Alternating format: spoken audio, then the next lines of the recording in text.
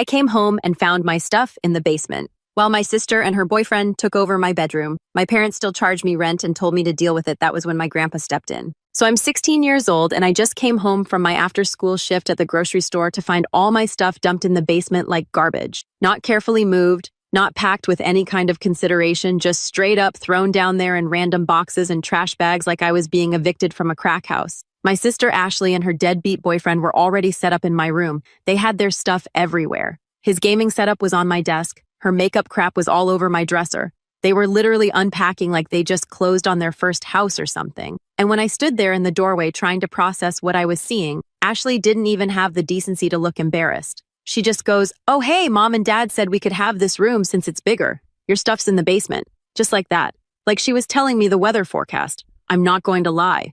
I just stood there for a solid 10 seconds trying to figure out if this was some kind of prank. Like maybe I'd walk downstairs and find my actual room set up somewhere else. Or my parents would jump out and yell surprise. But nope, this was real life. My childhood bedroom that I'd had since I was 7 years old was just gone. Handed over to my 22-year-old sister and her unemployed boyfriend like I didn't even. I went downstairs to find my parents watching TV in the living room. Both of them knew I was home. Both of them heard me come in. Neither one bothered to give me a heads up about the whole room situation. My mom didn't even look up from her show when I walked in. My dad glanced over with this expression that told me he knew exactly what I was about to say, and he was already annoyed about it. I asked them what was going on with my room, tried to keep my voice calm and reasonable. Asked why all my stuff was in the basement and why Ashley and her boyfriend were moving into my space. My dad didn't even mute the TV. He just turned his head slightly and said, "Your sister needs that room. She and Jordan are saving up for their own place and they need more space than the guest room. You'll sleep in the basement for now." For now? Like this was temporary. Like they were doing me some kind of favor by letting me stay in my own house. I pointed out that the basement wasn't even finished. It had concrete floors, exposed pipes, and it got cold as heck down there in the winter. The only bedroom was this tiny area behind the furnace that was basically a storage closet with a small window. My dad's response, "Then you better dress warm and you're still paying rent. $300 a month, same as before." Let me back up and explain that part because it's important. I'd been paying my parents $300 a month since I turned 16 and got my job at Fletcher's Grocery. They told me it was to teach me responsibility and prepare me for the real world. Never mind that my sister had lived at home rent-free until she was 21 and only moved out because she got her own apartment with her ex-boyfriend. When that relationship crashed and burned 6 months ago, she moved back home, also rent-free. I'd been working 25 hours a week while maintaining a 3.9 GPA because my parents said if my grades dropped below a 3.5, I'd lose my phone and internet privileges. Ashley barely graduated high school with a 2.1, and nobody said a word. She went to community college for 1 semester, failed 3 out of 4 classes, and dropped out. My parents' reaction was college isn't for everyone, and they let her move back home with 0 expectations. But sure, I was the one who needed to learn responsibility. So there I was, standing in my living room, being told I was getting demoted to the basement while still paying the same rent. I asked my dad if that seemed fair to him. He looked at me like I'd just asked the dumbest question in human history and said, "Life's not fair. Your sister deserves that room more than you do. She's older and she's been through a lot. Been through a lot. Ashley's been through a lot. The girl who's never held a job for more than 3 months, who got fired from a coffee shop for showing up late every single day, who borrowed $2,000 from our parents last year and never paid back a cent. That Ashley had been through a lot and therefore deserved my room." I didn't argue. I didn't yell. I didn't even raise my voice. I just said okay and went down to the basement to see what I was working with. My mom called after me something about appreciating what you have, but I was already down the stairs. The basement was worse than I remembered. They dumped my stuff in the middle of the floor in no particular order. My clothes were mixed with my books. My gaming stuff was tangled up with my bedding, and my actual bed frame was just leaning against the wall in pieces. No mattress. Turns out they'd left my mattress in my old room for Ashley and Jordan. I was apparently supposed to sleep on the ancient futon that had been down there since 2015, the one with springs poking through the cushions and mysterious stains that nobody wanted to discuss. I spent that evening organizing my stuff in silence, put my clothes in the old dresser that smelled like mildew, set up my desk in the corner near the one outlet that actually worked, tried to make that futon semi-comfortable with every blanket I owned. The whole time I could hear Ashley and Jordan upstairs laughing and playing music in my room. In my actual room where I'd done my homework for 9 years, where I'd learned to play guitar, where I'd stayed up late reading books with a flashlight under the covers when I was supposed to be sleeping. That night I barely slept. The basement got down to about 55 degrees and the futon felt like sleeping on a pile of broken dreams. I could hear the furnace kicking on every 20 minutes and the sound of Ashley and Jordan walking around above me. Around 2 o'clock in the morning, I heard them going at it, and I literally had to put my headphones in and blast music to drown it out. When I woke up at 6 o'clock for school the next morning, I was stiff cold and pissed. I went upstairs to take a shower and found Jordan in the bathroom. He'd been in there for 30 minutes doing his hair or whatever. When he finally came out, I had exactly 8 minutes to shower and get ready before I had to catch my bus. I made it work, but I was still damp when I left the house. This became my new routine. Wake up freezing in the basement, race upstairs to fight for bathroom time, try to grab breakfast while my mom cooked for Ashley and Jordan, take the bus to school, go to my after-school job, come home to the basement, repeat. Meanwhile, Ashley and Jordan were living like newlyweds in my childhood bedroom, eating food I helped pay for through my rent, using utilities I contributed to, and contributing absolutely nothing to the household. 2 weeks into this arrangement, my dad added a new rule. I wasn't allowed to use the main floor bathroom anymore except for quick trips. I had to use the basement bathroom for showers because Ashley and Jordan need their privacy in the morning. The basement bathroom was this nightmare cave with exposed pipes and a shower that only had cold water unless you ran it for 15 minutes first. The sink was stained yellow from decades of hard water. The toilet ran constantly. The mirror was cracked down the middle. There was black mold growing in the corners that nobody had bothered to clean in probably 5 years. Improbably. I didn't complain, didn't argue, just said okay, and adapted. Started showering at night instead. Set my alarm earlier so I could get the water warm before school. Bought cleaning supplies with my own money and spent a Saturday scrubbing that bathroom until it was at least sanitary. My parents didn't notice, or if they did, they didn't say anything. I was playing the long game here, and I knew that keeping my cool was essential. The food situation got worse too. My mom would cook these big family dinners for Ashley and Jordan. Real meals, pot roast, lasagna, chicken parmesan, the works. She'd call them down for dinner and they'd all eat together in the dining room while I was still at work. By the time I got home around 9 o'clock, there'd be nothing left except maybe some rice or a dried out piece of chicken. My mom's excuse was that she didn't know what time I'd be home, so she couldn't save me a plate. Never mind that I worked the same schedule every week and she could have easily set aside food for me. I started eating before my shift, grabbed sandwiches from the grocery store deli using my employee discount, kept granola bars and instant noodles in my basement room. Lost about 10 pounds that first month just from not having access to regular meals. My mom commented on it once, said I looked thin. I told her I was fine. She didn't push it. 3 weeks in, Jordan decided he needed to borrow my gaming system because his was broken and he was having a hard time with job interviews, like playing video games was somehow going to help him land a job. My parents backed him up when I said no, said I needed to be a team player and help out family. My dad actually gave me this whole speech about how Jordan was going through a tough time and needed support, and I should be more understanding. I pointed out that I'd bought that Xbox with my own money from my actual job, the job I worked 25 hours a week while maintaining honor roll grades. Jordan had never held a job for more than 2 months and spent most of his days sleeping until noon. My dad's response was, "That's not the point. Family helps family." I watched Jordan carry my Xbox upstairs and set it up in my old room. He never brought it back, never even thanked me for it, just acted like it had always been his. When I asked about it a month later, he said he couldn't find it. Probably sold it for cash, but I couldn't prove anything. The breaking point with the bathroom situation came about a month in. I'd gotten up early to shower before school, started running the water to warm it up, and was waiting in my room when Jordan came downstairs and locked himself in the basement bathroom. He was in there for 45 minutes, taking a shower, doing his hair, whatever. I knocked on the door twice to ask how much longer he'd be. He ignored me. I ended up having to skip my shower entirely and go to school feeling grimy and gross.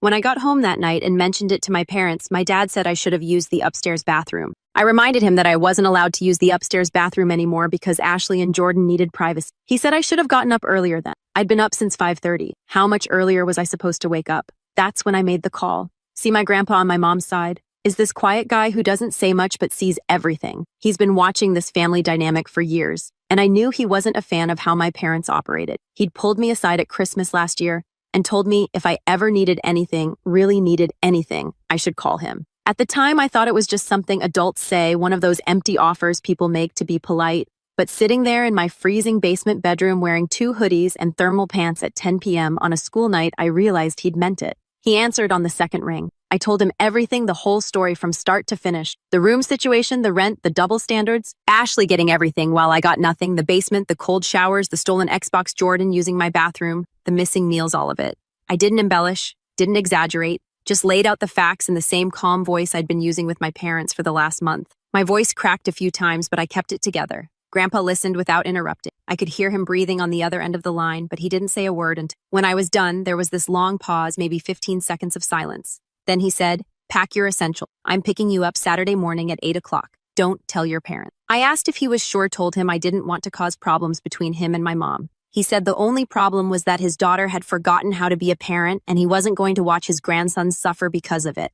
Then he told me to get some sleep and he'd see me Saturday. I barely slept that night. Spent most of it lying on that awful futon thinking about what I was about to do. Part of me felt guilty, like I was abandoning my family or being dramatic, but the bigger part felt this weird sense of relief, like I'd been holding my breath underwater for a month and someone had just thrown me a life preserver. The next few days were surreal. I went through the motions at school and work like normal, came home to the basement like normal, acted like everything was fine. My parents didn't notice anything different. Why would they? They barely noticed me anyway. Ashley and Jordan were too wrapped up in their own little world to pay attention. I was just the kid in the basement who paid rent and stayed out of the way. Friday night, I started packing. Did it quietly after everyone was asleep. Took only what mattered. Clothes, toiletries, my laptop, my phone charger, important school stuff. Left behind anything I couldn't carry in one backpack. The Xbox was already gone anyway. My guitar had a broken string, and I didn't have time to fix it. Most of my books could stay. I'd buy new ones if I needed them. The hardest part was getting my documents. I waited until 2 o'clock in the morning when I knew everyone was asleep. Crept upstairs to my parents' office where they kept the file cabinet. Found my folder, birth certificate, social security card, passport, immunization records, all of it. Took everything that proved I existed as a legal human being. My parents would probably notice eventually, but by then it would be too late. Saturday morning, I was waiting outside at 7:55 with a backpack full of clothes and my important documents. It was cold. Early November in the Midwest. Temperature probably in the low 40s. I could see my breath in the air. I sat on the front steps and waited. Part of me still couldn't believe this was really happening. Grandpa pulled up in his old truck at exactly 8 a.m. Same truck he'd been driving since before I was born. Dark blue Ford, F-150 with rust spots on the wheel wells and a dent in the back bumper from when he'd backed into a pole at Home Depot 3 years ago. I'd never been so happy to see a vehicle in my life. I threw my bag in the back and got in. He didn't ask if I was sure. Didn't question my decision. Didn't give me some speech about family or try to talk me into giving my parents another chance. He just looked at me, nodded once, and said, "Seatbelt." Then he put the truck in gear and drove. We didn't talk much during the drive. Grandpa wasn't really a talker anyway. He had the radio on low, some old country station. The heat was blasting. I realized about 10 minutes in that I was actually warm for the first time in a month. Really warm. Not wearing 3 layers and still shivering warm. Just comfortable, normal warm. I almost cried. We stopped at the house he shared with my grandma about 40 minutes away. It was this nice ranch-style place in a quiet neighborhood. They'd lived there since my mom was a kid. I'd been there a million times for holidays and birthdays, but I'd never really looked at it as a potential home. It was just Grandpa and Grandma's house. But pulling into that driveway that morning, seeing the leaves scattered across the lawn and the porch light still on, even though it was daytime, it felt different. It felt like a refuge. Grandma met me at the door before we even got out of the truck. She must have been watching for us. She had the sad smile on her face and pulled me into a hug that lasted longer than usual.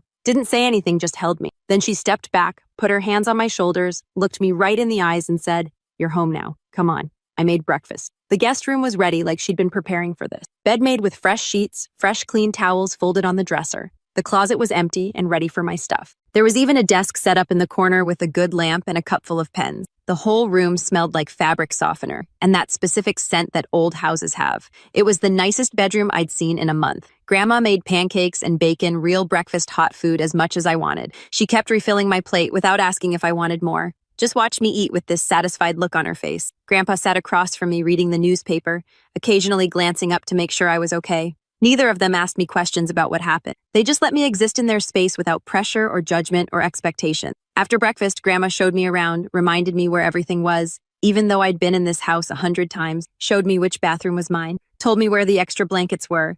If I got cold at night, said I was welcome to any food in the kitchen whenever I wanted it. Didn't mention rent, didn't mention chores. Just said, "This is your home now," and left it at that. My parents didn't notice I was gone until Sunday afternoon. I'd worked a closing shift Saturday night and they probably assumed I was just hiding in the basement like usual. My mom called my phone around 2 p.m. Sunday. I didn't answer. She called 4 more times. Then my dad called. I ignored all of them. Finally, my dad texted, "Where are you? Get home now." I texted back, "I'm at Grandpa's. I don't live with you anymore." My phone immediately started blowing up. Calls, texts, voicemails. My mom was crying about how disrespectful I was being. My dad said I was making a huge mistake. Ashley called me dramatic and selfish. I blocked all of them. Monday morning, Grandpa drove me to school. He'd already handled the enrollment paperwork using his address, told me I could stay as long as I needed, no rent, no rules except keep my grades up and be respectful. His only requirement was that I keep working and save my money. That evening, my parents showed up. I watched from upstairs as my dad got out of the car and marched to the front door. Grandpa answered before he could knock. The conversation lasted maybe 5 minutes. Then Grandpa stepped back and shut the door in my dad's face. My parents sat in their car for another 10 minutes before leaving. Later, Grandpa told me my dad had threatened to call the police. Grandpa's response was, "Go ahead. He's 16 with his own income and documentation. You've been charging him rent and housing him in an unfinished basement with no heat. Let's see how that conversation goes." My dad didn't call the police. The next few weeks were weird. I kept expecting my parents to show up or for this whole thing to blow up somehow, but it didn't. Grandpa had called their bluff and they had no moves left. They couldn't report me missing because I wasn't missing. They couldn't force me home because I was paying my own way. They'd backed themselves into a corner by treating me like an adult tenant instead of a minor child. Grandma told me later that she'd had a conversation with my mom. My mom tried the whole, "He's my son and he belongs at home" routine. Grandma shut that down with "You moved him to a freezing basement and gave his room to his adult sister and her unemployed boyfriend. You charged him rent while giving her free housing. You treated him like a tenant so he found a better landlord." School became better almost immediately. I wasn't exhausted all the time anymore. I could shower in peace. I had heat. My grades actually improved and I made honor roll that semester. My job situation improved too. I'd been working at Fletcher's grocery for almost a year. I was good at it. Showed up on time, did my work, didn't complain. My manager liked me, and when I told her I'd moved in with my grandparents and needed more hours, she bumped me up to 30 hours a week. I was making decent money for a 16-year-old and saving almost all of it. About 6 weeks after I moved out, my dad texted me. Just one message. "Your mother wants to talk. Family dinner at the house Sunday at 6. I didn't respond. He texted again the next day. "Are you coming to dinner or not?" I texted back, "No. We need to discuss this situation like adults. There's nothing to discuss. I don't live there anymore. You're still my son and you'll show me respect." I didn't respond to that one. My mom tried a different approach. She called my grandma and asked her to talk some sense into me. My grandma told her I was showing perfect sense by removing myself from a toxic situation. My mom hung up. Ashley tried too. Sent me this long text about how I was tearing the family apart and being immature. Said Jordan had moved back home with his parents and she needed help with rent now. Apparently my parents had started charging her after I left. Karma's funny like that. She actually had the audacity to ask if I could loan her money for her first month. I left her on red. Around month 3, my dad showed up at Fletcher's while I was working. Just walked into the store during my shift and stood there waiting for me to notice him. When I did, he waved me over. I kept stocking shelves. He walked over to me. "We need to talk," he said. "I'm working," I said. "This is important. So is my job." He got that red face thing happening again, the same look he'd had at Grandpa's door. But he was in public now, and he knew better than to make a scene. He lowered his voice and said, "Your mother is upset. Ashley is struggling. We need you to come home and work this out like a family." I stopped stalking and looked at him, really looked at him. This was the guy who told me life wasn't fair when he kicked me to the basement, who'd said my sister deserved my room more than I did, who demanded rent money while I froze my butt off every night and fought for bathroom time every morning. And now he wanted me to come home and work it out because things weren't going according to his plan. "No," I said. "Excuse me. No, I'm not coming home. I'm not working anything out. I'm fine where I am. You're 16 years old. You don't get to make that decision. You made me a tenant when you started charging rent. Tenants can move when they find better housing. I found better housing. That's not how family works." "Yeah, well, I learned about family from you, Dad. You taught me that family is transactional, that it's about who deserves what and who provides the most value." I took those lessons to heart and I found a better deal. His face went from red to purple. I thought he might actually blow a gasket right there in aisle 7, but he didn't. He just stood there breathing hard for a few seconds, then turned and walked out. My manager came over after he left and asked if I was okay. I told her I was fine. She said if he came back and bothered me again to let her know and she'd call the cops. That was the last time my dad tried to talk to me in person. The text continued though. My mom would send these long guilt trip messages about how much she missed me and how hurt she was that I'd abandoned the family. My dad would send shorter, angrier messages about responsibility and respect. Ashley would pop in occasionally to complain about her life and how unfair it was that she had to pay rent now. I ignored all of it. Blocked them eventually when the messages got to be too much. Life at Grandpa's place was good, really good. I had my own room with actual heat. I could take hot showers whenever I wanted. Grandma cooked real meals that I didn't have to fight for. Grandpa helped me with my homework sometimes and never once asked me for rent money. They treated me like family, real family, the kind that actually gives a damn about your well-being. I kept working, kept saving, By the time I turned 17, I had almost $8,000 in the bank. My manager promoted me to shift lead, which came with a raise. I started taking online courses for business management, figured I'd get a head start on college credit. Senior year, I applied to colleges, got accepted to 3 good schools with partial scholarships. I'd saved enough to cover what the scholarships didn't. Grandpa offered to help with the rest, but I told him he'd already done enough. He insisted. We compromised. He'd help with dorm costs if I promised to visit during breaks. My parents found out about college through Facebook. Ashley had apparently been stalking my profile. My mom sent me a text. Congratulations on your college acceptance. We'd love to talk about this and help you plan. Too little too late, Mom. I graduated high school with honors. Grandpa and Grandma came to the ceremony. They took me out to dinner after, and Grandpa gave me a card with $1,000 in it. Said he was proud of me. That was the first time I'd cried in probably 2 years. My parents didn't come to graduation. Ashley texted me the day before asking if she could come. I told her there weren't enough tickets. There were. I just didn't want her there. Summer before college, I worked full-time at Fletcher's, saved every penny, bought everything I'd need for my dorm, helped Grandpa fix up the back deck as a thank you for everything. Those were probably the best 3 months of my life up to that point. Just working, hanging out with my grandparents, getting ready for the next chapter. Move-in day came in August. Grandpa and Grandma drove me to campus in Grandpa's truck, helped me carry my stuff up 3 flights of stairs to my dorm room. Grandma fussed over how I arranged my desk. Grandpa helped me set up my mini fridge. When it was time for them to leave, Grandma hugged me for a solid minute. Grandpa shook my hand, then pulled me in for a brief hug and told me to make him proud. That first semester was rough academically, but I made it work. The classes were harder than high school. I struggled with calculus, initially spent hours in the tutoring center. My study habits from high school helped, but I had to adapt them. I joined the business club, and the accounting society made some friends. My roommate Jake was studying computer science. We got along fine. Sometimes we'd talk about life over midnight pizza. I told him my story. He said it sounded like a movie. First semester grades came back in December. I pulled a 3.2 GPA, not amazing but solid considering I was adjusting to college life while working part-time and being completely independent. Grandpa said he was proud of me. Winter break. I went back to Grandpa's house. My mom had texted asking if I was coming home for Christmas. I told her I already had plans. Christmas at Grandpa's was perfect. Small, quiet, actually enjoyable. Grandma made her famous ham. Grandpa and I watched football. They gave me practical gifts I actually needed.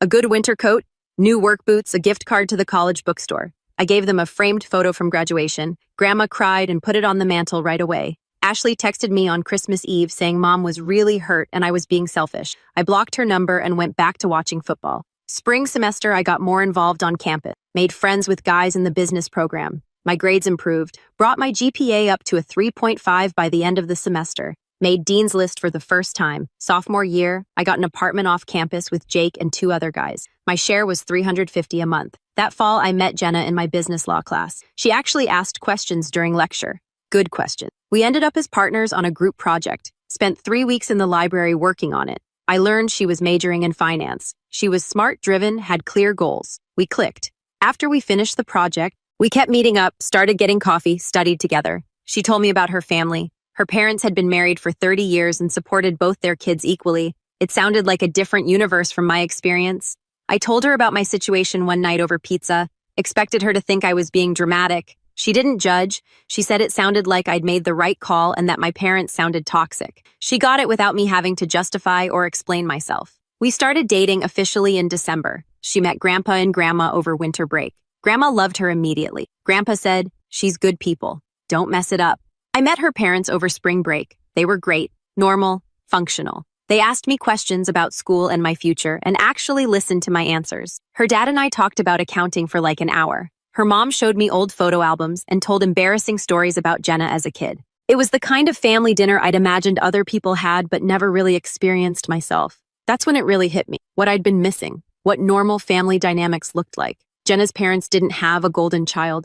They didn't charge rent or play favorites. They supported both their kids equally and wanted them to succeed. It wasn't transactional. It was just love, simple as that. Senior year, I got a job offer from the firm I'd been interning with. Good salary benefits, room for advancement. I accepted immediately. Graduated in May with honors and a 3.7 GPA. Grandpa and Grandma came to graduation. So did Jenna and her parents. We all went to dinner after and Grandpa picked up the check. My parents didn't come to this graduation either. My mom sent a card with $50 in it. I donated the money to a homeless shelter and recycled the card. I started my job in June, found a decent apartment near the office. Jenna and I moved in together in August. Life was good. I had a career, a girlfriend I loved, my own place, financial stability. My parents reached out occasionally over the next year. My mom would send Facebook messages. My dad would text with awkward attempts at conversation. Ashley sent me a friend request that I ignored.